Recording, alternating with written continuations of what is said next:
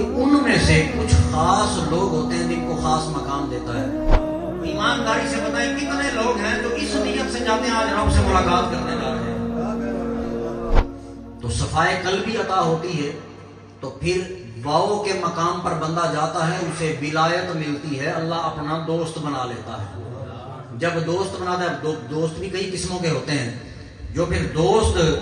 بن جائے،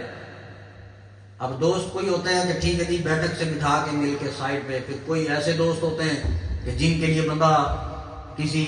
سواری کو بھیج دیتا ہے ساتھ کے بندے کو کہہ دے گا بھائی کو یا کسی کو بھی اس کو اڈے سے لے آؤ۔ اگر کوئی اور خاص دوست ہوگا کہے گا کہ نہیں بھی سواری بھی میری جائے، جاؤں گا بھی میں خود۔ تو اس کے لیے جو ہمارے گھر والے ہیں وہ ان کے ذہن میں اس مہمان کی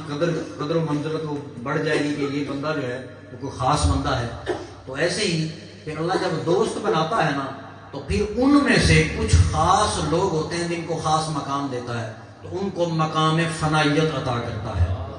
تصوف کی فا کا درجہ، لیکن سٹارٹ توبہ سے ہوتا ہے۔ اب میں وہی کر رہا ہوں، تو جب وہ فا کے درجے پہ پہنچ گئے تو بہلول بنے،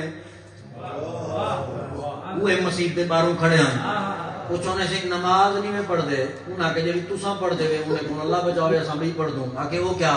آکے تساں مسجداں دے وچ آندو لسٹاں چاہتیاں ہوندیاں رب کو منگن آندو، رب سے مانگنے کے لیے آتے ہو، میری نظر سے دیکھو رب کہہ رہا ہے منگن نہ آئے کرو کہ نہیں ملن ہی آئے کرو۔ ہر بار مانگنے ہی آتے ہو، کبھی ملنے بھی آیا کرو۔ ایمانداری سے بتائیں کتنے لوگ ہیں جو اس نیت سے جاتے ہیں آج رب سے ملاقات کرنے جا رہے ہیں؟ آپ ادھر محفل پہ تشریف لائیں، کتنے لوگ ہیں جو اس نیت سے یہاں آئے ہیں کہ آج رب سے ملاقات ہو جائے، آج اس نیت سے جا رہے ہیں کہ کرم نوازی ہو جائے۔